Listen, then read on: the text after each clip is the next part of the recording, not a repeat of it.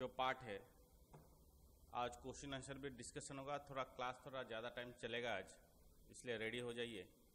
आज time waste नहीं करते हैं और आज चलते हैं। हम लोग का जो लास्ट क्लास में जितना पढ़ाया हुआ था उससे उसके बाद क्या क्या स्टार्ट हो रहा है उसके बारे में आज हम लोग डिस्कशन करेंगे। ठीक है, तो चलिए शुरू करते हैं।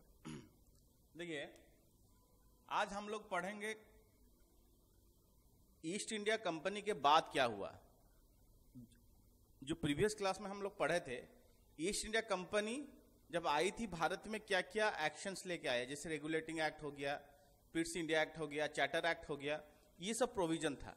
अभी ईस्ट इंडिया कंपनी जाने के बाद भारत में ब्रिटिश गवर्नमेंट क्या करती है, क्या प्लान लेके आती है, कैसे भारत में उनका जो कोऑपरेशन बैठता है, उसके बारे में हम टोटल डिस्कशन करेंगे। वॉइस कम आ रहा है, अभी क्लियर आ रहा है? लिप्सा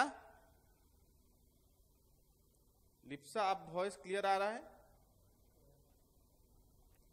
अगर क्लियर आ रहा है यस बोल दीजिए, ठीक है। अगर नहीं आ रहा है तो नो बोल दीजिए, ठीक है।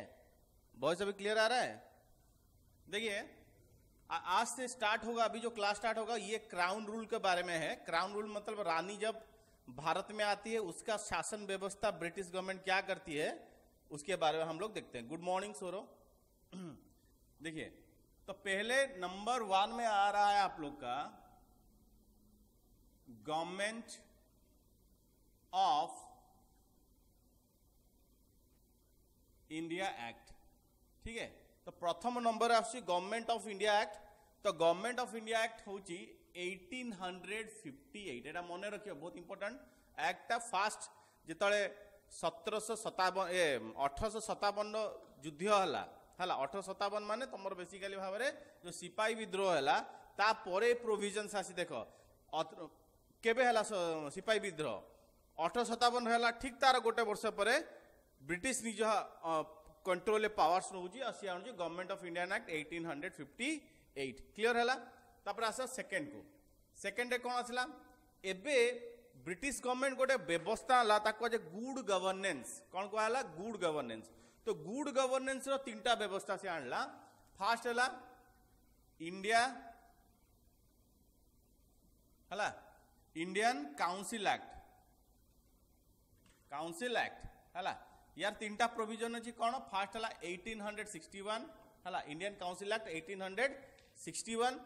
से थर्ड रहला इंडियन हला काउंसिल एक्ट हला 1892 बुझी पाल। फोर्थ रहला तमरो इंडियन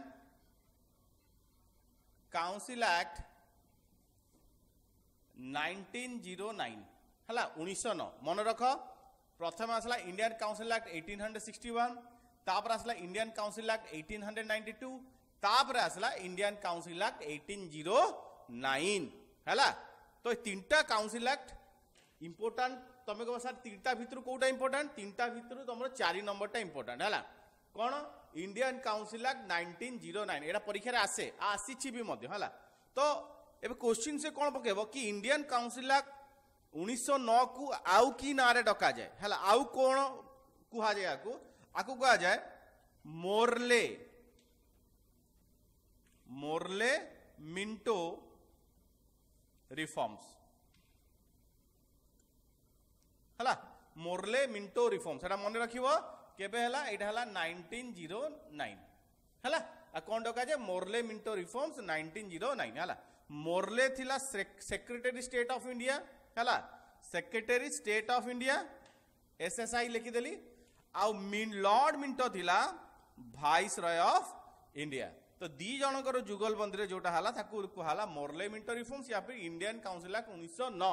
एटा ऑलरेडी परीक्षा आसी इंपोर्टेंट क्वेश्चंस, मने रखिबो, वेरी वेरी इंपोर्टेंट है। तापर चला आउ गोटे जिनस को आम देखा नेक्स्ट जोटा अच्छी सबुठ इंपोर्टेंट क्वेश्चंस है। सबुठ इंपोर्टेंट भितर आसला तुमर केते नंबर? 5 नंबर है। 5 नंबर हूँ सबुठ important, very very very important. आपको आम भलसे पढ़ा है। यहाँ परीक्षा सब आसे है। 10 वर्ष उठे देखिए हाँ तुम क्वेश्चंस गुड़ा आसू ही थाए। एबे देख एबे आसीबो तमर पुणी आउ थरा आसिला गवर्नमेंट ऑफ इंडिया एक्ट 1919 हला गवर्नमेंट ऑफ इंडियन एक्ट 1919 हला तो गवर्नमेंट ऑफ इंडियन एक्ट 1919 को आउ को ना रे डका जाए हला एटा बहुत इंपोर्टेंट क्वेश्चन मन रख आकु कहा जाए और आकु कहा जाए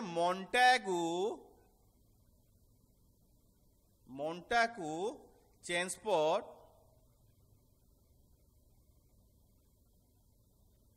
रिफॉर्म्स हला कौन कहा जाए मोंटागु चेंसफोर्ड रिफॉर्म्स मन रखिबो बहुत इंपोर्टेंट क्वेश्चन परीक्षा रे आसीबार चांसेस बहुत अच्छी हला पढ़े परीक्षा पढ़े हला तो 5 नंबर रे कौन आसला गवर्नमेंट ऑफ इंडियन एक्ट 1919 हे गला और ताकू मोंटागु चेंसफोर्ड रिफॉर्म्स मध्ये हमें कहउचंदी हला तापर देखो 6 नंबर रे कौन आछि 6 नंबर रे पुणी सेटा आ गुटे आसीबो ताकू कहा जाए government of India act government of India act 1935 हला that is the blueprint of the Indian constitution मन रखिबो that is the blueprint of the Indian constitution बहुत इंपोर्टेंट क्वेश्चन परीक्षा रे पड़े परीक्षा रे हला बुझी पाले कि यदि क्वेश्चन पड़ला कि blueprint of the Indian constitution आमे कहा को कहू ताहले सेटा हबो गवर्नमेंट ऑफ इंडियन एक्ट 1935 हला मन that is the blueprint of the Indian constitution तापर आस 7 नंबर होची लास्ट प्रोविजन ता थिला ये होची इंडियन हला इंडिपेंडेंट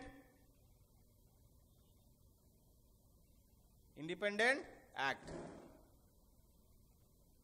ये होची 1947 आम देश जेतल स्वाधीन हला सेतलर कथा कहूची इंडियन इंडिपेंडेंट एक्ट 1947 तो एतिकी प्रोविजन आज पढ़िबा तापर आमे पढ़िबा मेकिंग ऑफ इंडियन कॉन्स्टिट्यूशन तापर आमे पढ़िबा तमरो क्वेश्चन आंसर्स करियो हला तो टिके कोऑपरेट करियो मो सहित 1 2 3 4 मु बहुत फास्ट पढ़ेबी हला चारटा कारण बहुत अल्प अल्प जिंस बुझियार अछि बेसिक कोठु आसीबो 4 नंबर परठु 4 5 6 तीनटा को आमे भलो भाबरे जानिबा काई तीनटा क्वेश्चंस टा होजी इंपोर्टेंट या ऊपर ही बेसिकली परीक्षा रे क्वेश्चंस आसे हला चलो टाइम वेस्ट करबानी स्टार्ट करबा एती पर्यंत समस्या बुझी पाइलो एती पर्यंत बुझी पालो ताले टिक कहि दबो सर यस आमे बुझी पालु ताले मु जानिबी त माने बुझी पालो बोली हला टे कहि दबो हला एती पर्यंत बुझी पालो ताले कहि दबो सर हां आमे बुझी पालु हला चलो आमे स्टार्ट करबा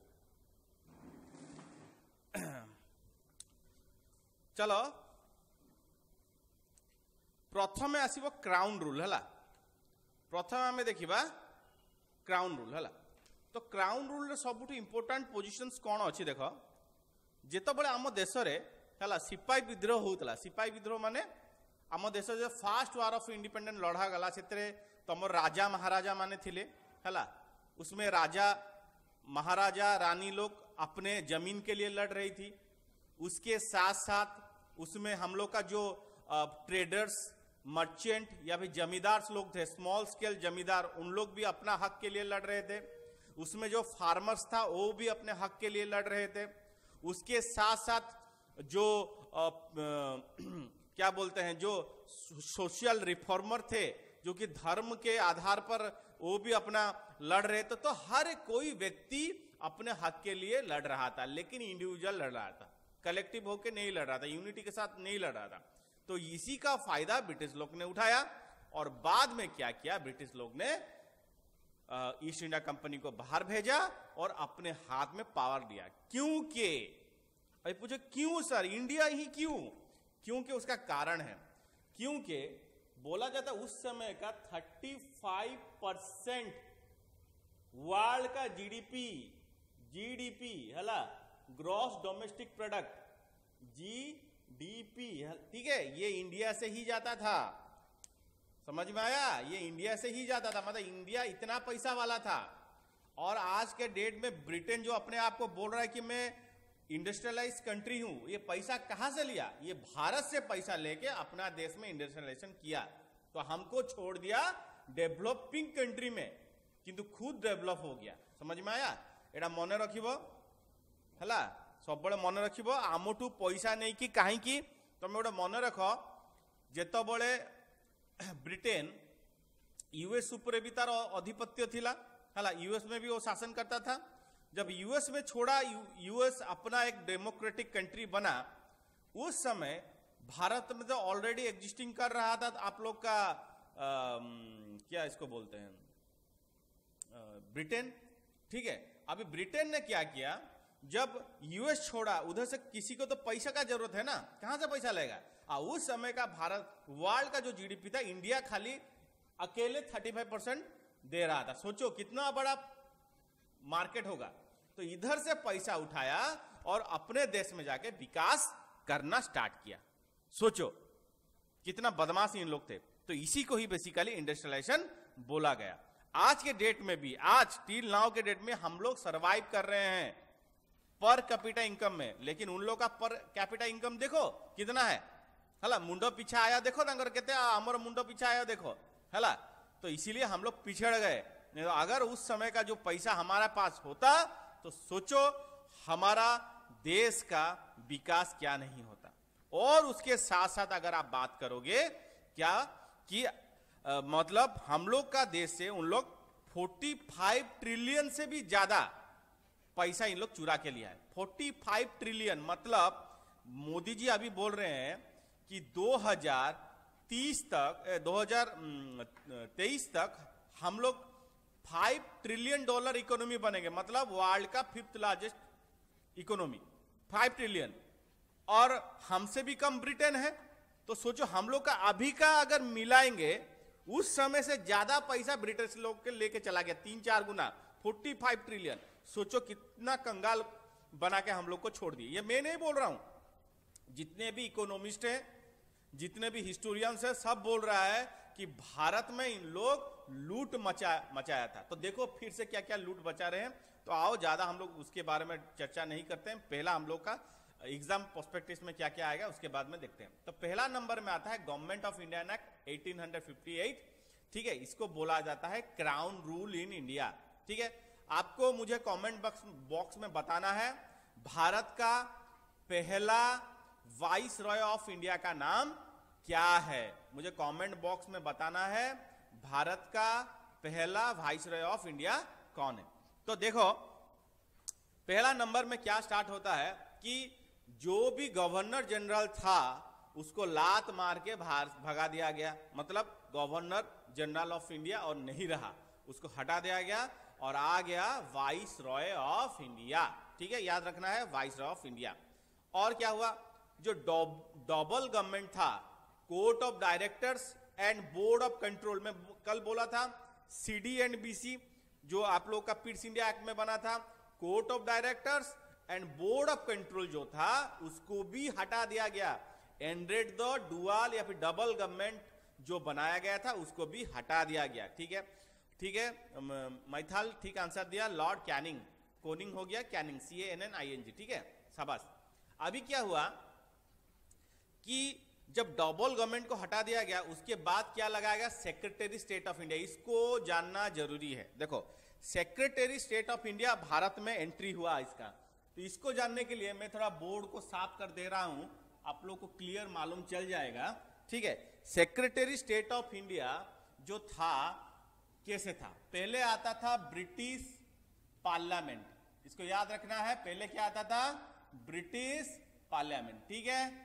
उसके नीचे आता था सेक्रेटरी स्टेट ऑफ इंडिया, इसको याद रखना है, ठीक है। पहले क्या आता था, ब्रिटिश पार्लियामेंट, उसके बाद क्या आता था, सेक्रेटरी स्टेट ऑफ इंडिया, और उसके बाद क्या आता था, वाइस रॉय ऑफ इंडिया। ये तीनों को याद रखना है, ठीक है। मैं फिर से बता दे रहा हूं, नंबर 1 में आता था कौन, नंबर 1 में आता था ब्रिटिश पार्लियामेंट। उसके बाद सेकंड पोजीशन में कौन था, सेक्रेटरी स्टेट ऑफ इंडिया, ठीक है। और थर्ड स्टेज का बात अगर हम लोग करेंगे वो था वाइस रॉय ऑफ इंडिया, ठीक है। दैट इज द पावर, ठीक है। अभी पावर को डिस्ट्रीब्यूट किया जाएगा कैसे?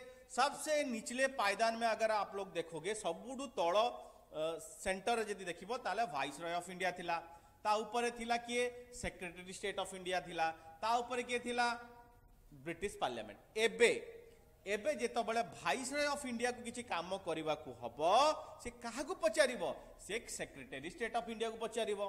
सेक्रेटरी स्टेट ऑफ इंडिया को यदि किछि काम करे को हबो से काहा को पचारिबो? से ब्रिटिश पार्लियामेंट को पचारिबो। तमे कहबो व्हाई? ए मिडिल मैन रो काम इठी कोन? ये मिडिल मैन का काम इधर क्या है? इधर काम है कि secretary state of India British parliament का जो कैबिनेट मिनिस्टर था, क्या था? Cabinet minister. याद रखना है क्या? British secretary state of India जो भारत का था वो जो ब्रिटिश पार्लियामेंट में एक कैबिनेट मिनिस्टर रैंक का आदमी था, ठीक है। और ये रेस्पॉन्सिबल था ब्रिटिश पार्लियामेंट में अगर कुछ होता है इसको जवाबदेही देना ही पड़ेगा। Rajeshwari Swain good morning. नीतीश मिश्रा ठीक आंसर देचो, लॉर्ड कैनिंग आंसर हबो हैला। देखो तो क्या हुआ, मु कौन कहली कि सेक्रेटरी स्टेट ऑफ इंडिया कौन हैला? कैबिनेट मिनिस्टर थिला भारत माने ब्रिटिश पार्लियामेंट रो। अब भारत रे सेकंड पोजीशन रो पावर से रखुदला, किंतु जे देखिबा नंबर 1 रे ये थिला हैला। एबे यदि भारत रे किछ हबो ना ता रेस्पॉन्सिबिलिटी भी ये नबो, काहे कि ता जवाबदेही ब्रिटिश पार्लियामेंट रे रहइबो। जेमते हमें कहउचंदी कि लोअर हाउस ऑलवेज जो cabinet minister always responsible to Lok Sabha. Lok Sabha जो अच्छे हमारा लोअर हाउस जेतिकी भी भारत रे कैबिनेट मिनिस्टर अछन तांकर कैबिनेट मिनिस्टर माने council of minister always responsible to the Lok Sabha. सबु बेले तांग जवाबदेही लोकसभा रहबे, काहे कि से प्रतिनिधि से जीतिकी आछुंती सेही भलिया। तो सेक्रेटरी स्टेट ऑफ इंडिया कौन थिला? गोटे पार्ट थिला ब्रिटिश पार्लियामेंट रो आ गोटे कैबिनेट मिनिस्टर थिला। भारत रे जहा किछि हबो तार जवाबदेही मध्य ताकू ही दबाकू पड़िबो, माने काहा को दबाकू पड़िबो? सेक्रेटरी स्टेट ऑफ इंडिया हला। बुझी pilo? Who is the Viceroy of India that time? Lord Stanley हैला। मने रखिबो who is the Viceroy of India that time?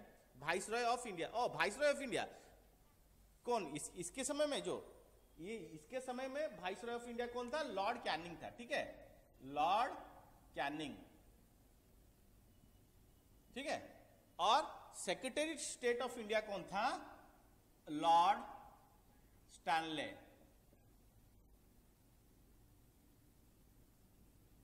ठीक है। लॉर्ड स्टैनले याद रखना है। सेक्रेटरी कौन कौन था? लॉर्ड स्टैनले, ठीक है हला। देखो आगु बढ़िया। एबे कौन हला कि वाइसरॉय ऑफ इंडिया थिला लॉर्ड कैनिंग और सेक्रेटरी स्टेट ऑफ इंडिया कौन थिला? लॉर्ड स्टैनले हला। तो ये होजी गोटे इंपोर्टेंट क्वेश्चन। एबे आसो कैबिनेट मिनिस्टर पाखु हला। एबे देखो जो कैबिनेट मिनिस्टर थिला ना, ये जो कैबिनेट मिनिस्टर थिला यार गोटे काउंसिल थिला हैला। कैबिनेट मिनिस्टर गोटे काउंसिल थिबो, जेमते आजिका डेट रे हम गोटे मिनिस्टर तार बहुत सारा लोक माने थांदी, तांको जेमते हम भाबो दिया प्रधानमंत्री। प्रधानमंत्री गोटे बोर्ड थिबो, पर्सनाली तार गोटे सेक्रेटरी थिबो, पर्सनाली तार गोटे तमर पीएमओ ऑफिस अछि। सेही टाइप रो कैबिनेट मिनिस्टर भी गोटे सिस्टम अछि, जो सिस्टम रे 15 जण मेंबर बसतले। केते जण? 15 जण हैला। ताकू सजेस्ट करिया पई हला 15 मेंबर रो काउंसिल रो थिला और सीए तारा कौन थिला? चेयरमैन थिला। बुझिबा लगे ने गोटे 15 जणिया बोर्ड थिला, से बोर्ड रो चेयरमैन के थिला? Cabinet minister. मने रखिबो हैला। कौन कहली कि गोटे काउंसिल बनी थिला, से काउंसिल जोडा बनी थिला कैबिनेट मिनिस्टर रो तारा 15 जण मेंबर सेतिरे थिले और तारा चेयरमैन के थिला? कैबिनेट मिनिस्टर थिला। तो मने रखिबो secretary state of India powerful थिला हैला। तो क्वेश्चन तो पड़े नहीं, खाली यदि एटा गोटे नुआ जिनस जानी था कि प्रथम जो सेक्रेटरी स्टेट ऑफ इंडिया थिला सेटा था लॉर्ड स्टैनले और फर्स्ट वाइसरॉय ऑफ इंडिया के थिला लॉर्ड कैनिंग। मने रखिबो बहुत इंपोर्टेंट क्वेश्चन हैला, परीक्षा रे आसे हैला। तो एतिकी हमर जिनस थिला हैला। एबे देखो हमर कॉन्स्टिट्यूशन रे अछि कि आमे मोस्ट ऑफ द पार्लियामेंटारी सिस्टम आमे कोठु अडॉप्ट करिसंती। एटा कोड परीक्षा रे आसे, तो आंसर हबो इंग्लैंड माने ब्रिटिश पार्लियामेंट। सेथिरे गोटे पॉइंट अछि सिंक एंड स्विम। माने कोन? सिंक एंड स्विम माने तुम बुझिबो कि cabinet minister always responsible to the council of minister always responsible to the Lok Sabha ता माने यदि किछि भी हबो ताहाले से माने एका थरके पहरिबे या फिर एका थरके बुड़ीबे ता कहिबार अर्थ होला यदि किए भी भूल स्टेटमेंट दिए ताबे पूरा होल गवर्नमेंट दायी हबो जो कोनोसी मिनिस्टर यदि किछि भूल डिसीजन दबो ताले होल कैबिनेट मिनिस्टर ताकू सफर करिवो सिंक एंड स्विम सिंक माने बुड़ी जीवा और स्विम माने पहरिबा हां तो महिमा में हिंदी में भी बोल रहा हूं देखो सिंक एंड स्विम का मतलब क्या होता है अगर कोई मतलब कोई मिनिस्टर्स है अगर गवर्नमेंट के अगेंस्ट में कुछ बोलता है ये गवर्नमेंट का किरकिरी माना जाएगा क्योंकि वो गवर्नमेंट का मेंबर होता है और उनका हेड कौन होता है प्राइम मिनिस्टर होता है ना head of the government is known as the prime minister है तो सेथि पाई अगर कुछ भी स्टेटमेंट देना है वो सबका स्टेटमेंट माना जाता है इसलिए एक साथ बैठते हैं उसके बाद ही जाके आंसर या फिर क्वेश्चन पूछा जाता है या बोला जाता है ना एति की तमे जो फास्ट हमें पॉइंट रे पढ़िले ये तम रहउची नंबर क्राउन रूल रो किछि क्वेश्चंस हला तापर एबे हमें पढ़िबा इंडियन काउंसिल एक्ट केते इंडियन काउंसिल एक्ट 1861 हला एठू आसला गुड गवर्नेंस सिस्टम देखो इंडियन काउंसिल एक्ट रे बेसिकली कोन करा गला मुटिए ब्लैक बोर्ड सफा कर दउची तम मानु क्लियर जणा पड़िबो हला ब्लैक बोर्ड में थोड़ा साफ कर दे रहा हूं देखो इंडियन काउंसिल एक्ट में कुछ इंपोर्टेंट पॉइंट्स के बारे में हम लोग बात करते हैं ठीक है अभी ब्रिटिश पार्लियामेंट सोचा कि क्यों ना हम लोग एक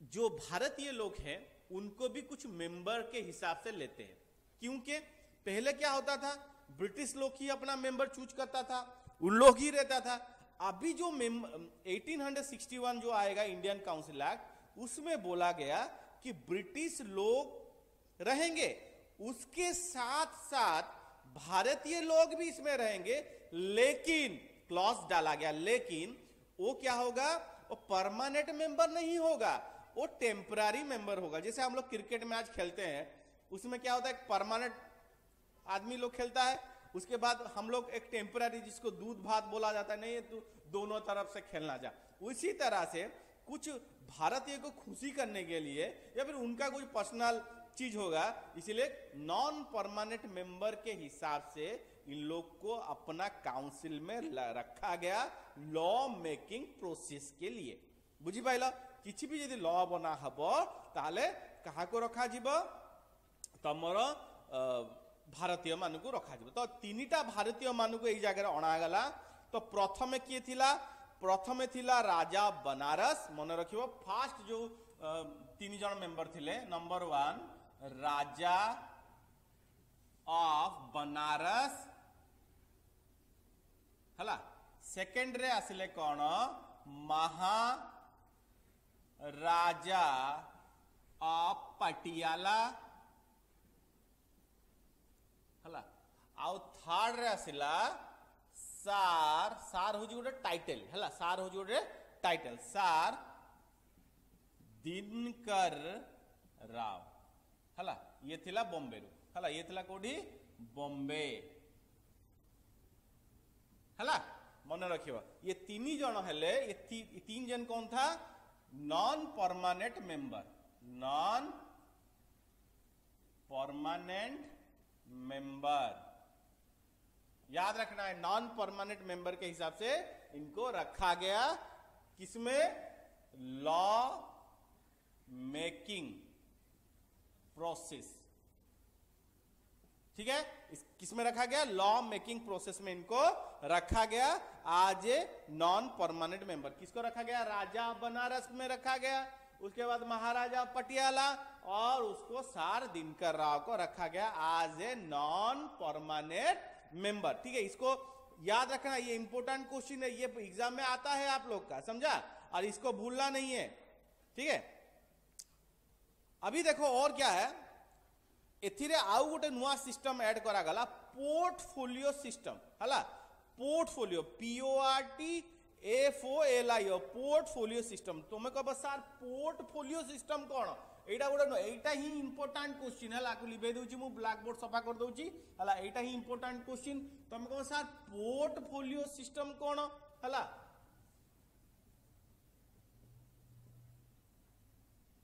पोर्टफोलियो हला पोर्टफोलियो रो माने हला कौन एटा मने रखो पोर्टफोलियो सिस्टम हला हाँ LIO। तो पोर्टफोलियो सिस्टम माने कौन पोर्टफोलियो माने हला बेसिकली भावरे आमर जो गवर्नमेंट अच्छी आज का डेट रे आज के डेट में अगर हम लोग जो गवर्नमेंट का बात करेंगे उसमें सेपरेट डिपार्टमेंट होता है।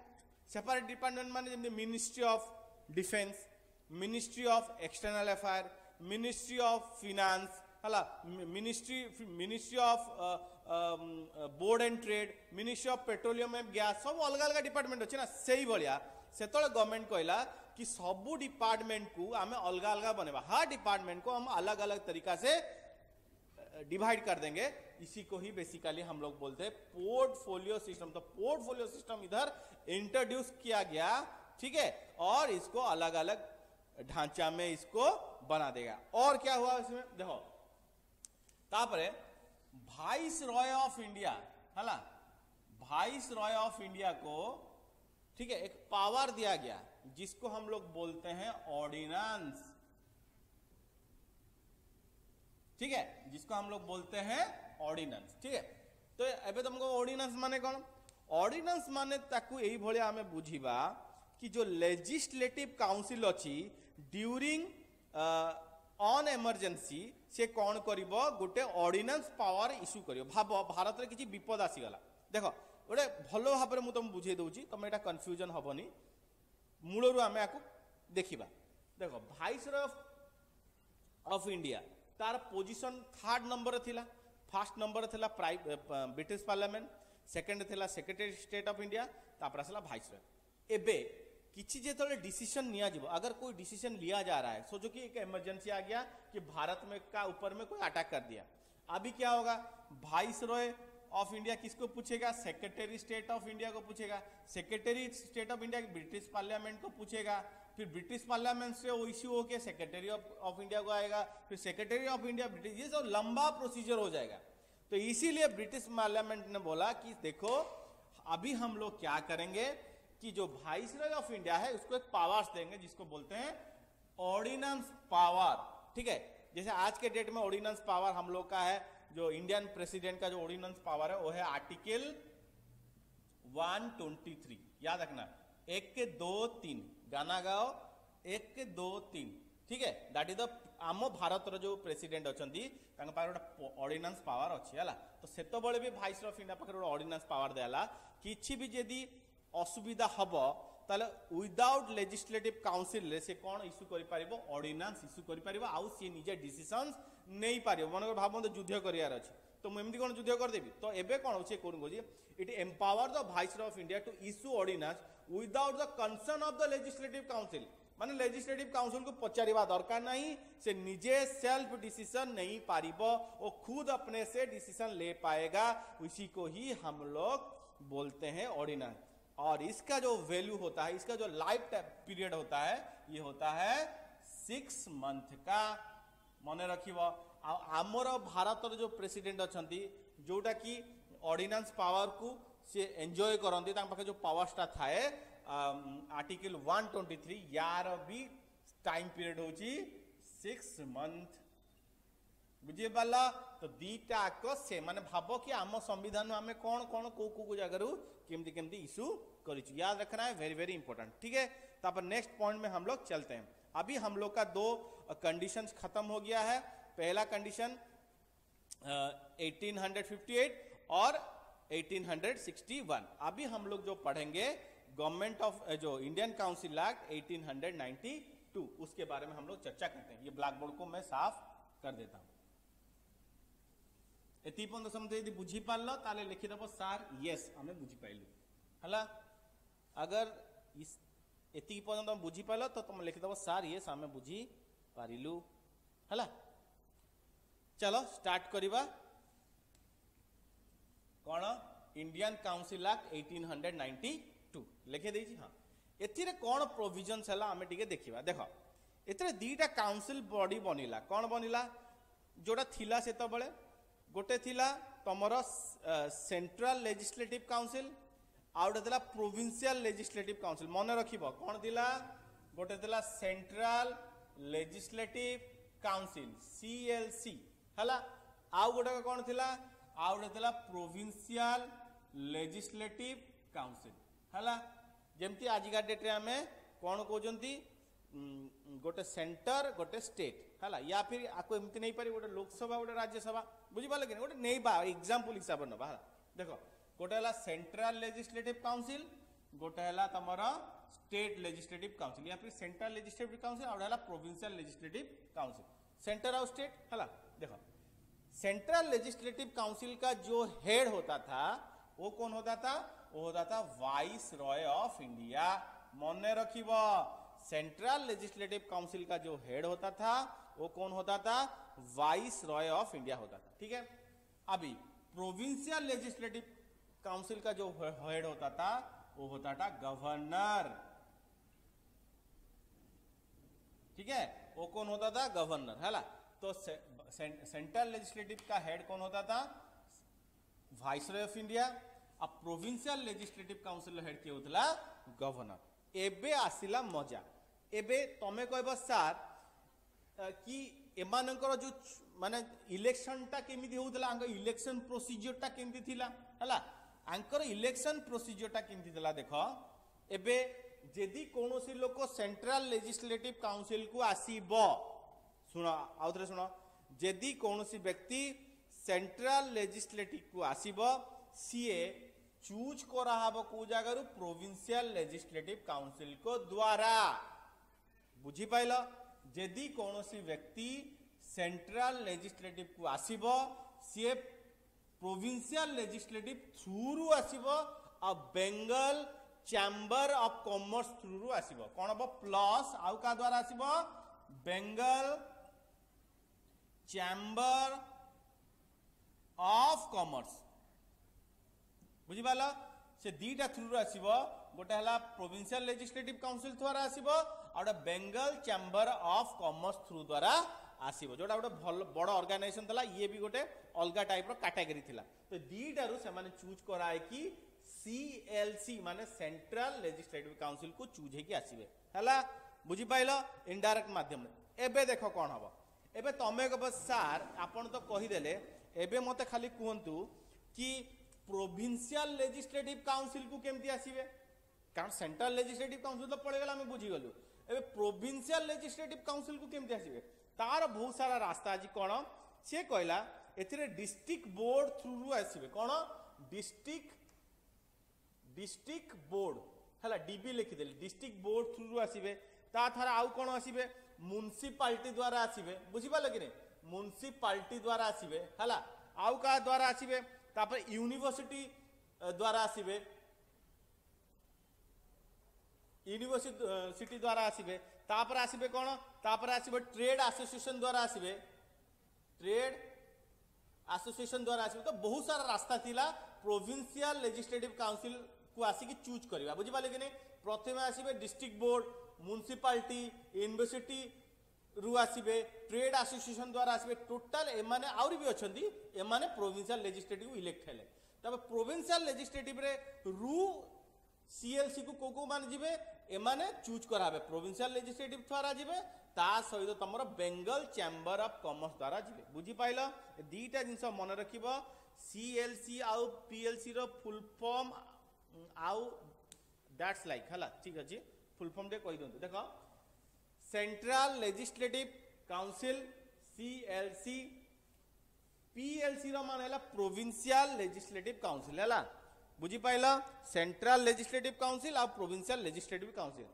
एबे आउ थरे कहि दउ हिंदी रे जो सेंट्रल लेजिस्लेटिव काउंसिल है इसमें बंदे लोग कैसे चूज किया जाते हैं वो प्रोविंशियल लेजिस्लेटिव काउंसिल और बेंगल चैम्बर ऑफ कॉमर्स से चूज होके जाते हैं खत्म बात अभी आओ प्रोविंशियल लेजिस्लेटिव काउंसिल में कैसे आते हैं वो डिस्ट्रिक्ट बोर्ड के द्वारा आते हैं वो म्युनिसिपैलिटी के द्वारा आते हैं वो यूनिवर्सिटी के द्वारा आते हैं और ट्रेड एसोसिएशन के द्वारा आते हैं और भी बोला जाता है कि इन लोग डायरेक्ट इनडायरेक्टली इन लोग आते हैं बुझिपारे कि नहीं।